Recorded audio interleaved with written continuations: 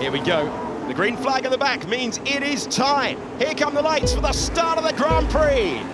So the start of the race then. We've got Perez on pole and Alonso alongside him, the same as we had at the start in Jeddah. And in Jeddah, Alonso took the lead. In Miami, Perez was very eager for that not to happen again. So he cuts straight across the front and defends. And it's fairly clean across the front. It's just a couple of places further back where we've got a couple of moves going on. So first of all, Kevin Magnussen here, 3 wide, with Gasly on his outside and Russell sneaking up the inside. And then we're going to have also Lewis Hamilton, who's sandwiched here between Albon and Hülkenberg. And that's going to get a little bit fruitier later on. So into the first corner, Magnussen loses a couple of positions. The front guys have all managed to maintain. And then Hamilton gets so close there with Hülkenberg, but gets away with it just about. We jump on board. Magnussen, not a great start here, little bit too much wheel spin, and Gasly's immediately coming alongside him. And we just bring it forward, and you see George Russell now emerging. Another good move from Russell, this on the brakes in the Mercedes.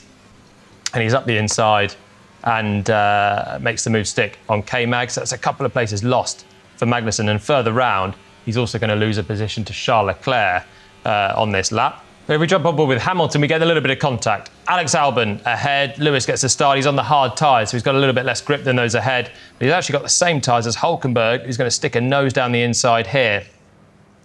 Albon on the outside gives him a bit of space. Hülkenberg is there. Now this is the classic 3 wide, and it gets pretty close for Lewis. Can't do too much about it. Trying to straighten up and avoid the contact. And in the end, it's just a little touch there. The right front of Hamilton and the left rear of Hülkenberg, minor touch, and they both get away with it. And if we play this one through a little bit, you can see the difficulty of driving in Miami as well. Coming back now towards turn 4, and Hamilton has got a chance to pass a car that's on the same tyres as him. And this really held back Lewis in the Grand Prix because he spent a long time behind Hülkenberg. And this was a chance for him to get straight back through. Looks to the outside at turn 4, but he's going offline here. And now you can see the racing line much tighter around there, the darker where it's rubbered in. Outside it's a bit lighter, and Lewis gets out there, and then look at the way the grip just falls away from him, sliding his way through these corners. Is then pretty hairy, and actually Oscar Piastri momentarily gets through past Hamilton as well, who's fighting his way all the way through turns 6, 7 and 8. So tough start for Hamilton, got away with a bit of damage, but trying to make up for it offline. Lost that position to Piastri, which he's about to gain back here.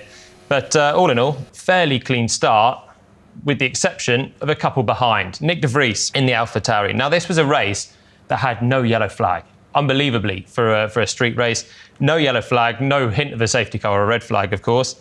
And de Vries is the man that's closest to causing one at the start. Medium tyres for Nyck, and here he goes into the first corner. Lando Norris on the soft tyres, which McLaren went for, had a really bold strategy, but a great start using the grip of those tyres. Comes into the first corner and hits the brakes. Now, the soft tyres, the same way as they get good grip off the line, they've also got quite good stopping power as well. And de Vries is kind of caught out with Norris braking quite cautiously ahead. He's got a bit of space ahead of him, and he can slow down quite quickly as well on the soft tyres. So Norris hits the brakes, and he's had a good start, Lando, when you consider that is Hamilton there and that is Hülkenberg, guys that were fighting for the points later on. So Norris has got himself into a good contention after a bad qualifying for McLaren, but de Vries just can't slow down. He's tucked directly into the dirty air of that McLaren. So you want to be going slightly to one side or the other, but this was a bit of a rookie mistake from de Vries, braking right in. You couldn't be more plumb in line with that McLaren if you tried, if you're Nyck de Vries. That just means he's missing downforce from the car. And we know that this year, the dirty air is a little bit worse than it was last year as well. So that just compounds things for de Vries on his medium tyres that probably are not fully up to temperature. He hits the brakes, he locks up. Now he's trying to steer a little bit right, a little bit left, but he's just locked up and he's not in control anymore. And he goes into the back of Norris and sends Norris back to the back of the pack as well.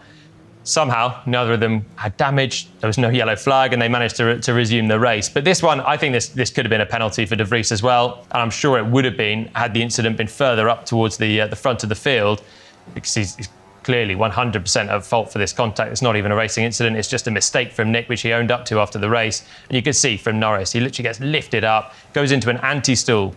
You can see on the steering wheel there as well, because his rear wheels have been lifted up. And so he gets the anti-stall message pop up on the dash there, and needs to re-engage the clutch, get going again. And the whole purpose of McLaren starting on the soft tyres was to get the racy start, which he almost had, and that's just plunged Norris to the back of the field. So it was the one moment of contact from the start. Neither got a penalty, but also neither looked like they were going to get a point from the race anyway, to be honest. Obviously, Lando had a very good start alongside me, and we were approaching turn 1 very quickly, and he just got in front of me, and I just simply locked up, and then we touched and ran wide. And from that point, you're obviously far behind the back foot, and without a safety car, it's hard to catch up those gaps.